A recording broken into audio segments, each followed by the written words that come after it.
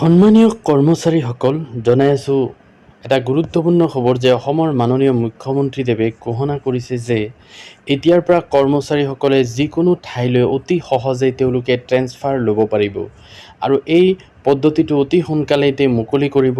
লগতে আৰু 50,000 নতুন নিযুক্তি তেওঁ প্ৰদান কৰিব বুলি ঘোষণা কৰে। তেওঁ কি কথা ক'লে আপোনালোকে শেষলৈকে ভিডিঅ'টো চাওক। বলক ভিডিঅ'টো আৰম্ভ কৰোঁ। এতিয়া মোৰ লক্ষ্য অনাগত দিনত আৰু 50,000 নিযুক্তি সম্পূৰ্ণ কৰিব পাৰো নেকি। চেষ্টা অব্যাহত থাকিব, মই মোৰ কাম কৰি গৈ থাকিম। আজি মই দুটা বিশেষ ঘোষণা কৰিছিলো, যি দুটা আপোনালোকৰ আগত মই শ্বেয়াৰ কৰিব খুজিছো।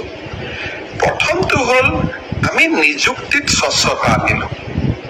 ট্ৰেন্সফাৰ পোষ্টিঙতো আমি স্বচ্ছতা আনিব পাৰো নেকি। চৰকাৰী কাৰ্যালয়ত চলি থকা বিভিন্ন দুৰ্নীতিৰ আন এটা কাৰণ হ'ল ট্ৰান্সফাৰ আৰু পোষ্টিং।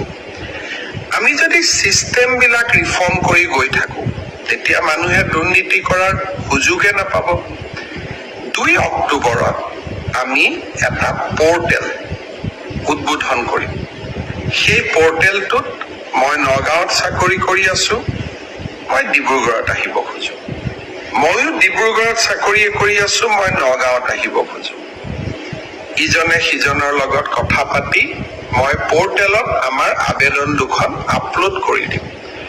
পৰ্টেল 365 দিন খোলা থাকিব। প্ৰতি 2 মাহৰ মূৰে মূৰে আমি এই ধৰণৰ আবেদনবিলাক নিষ্পত্তি কৰি আমি ট্ৰান্সফাৰ অৰ্ডাৰ পৰ্টেলটোতে আকৌ তুলি দিম।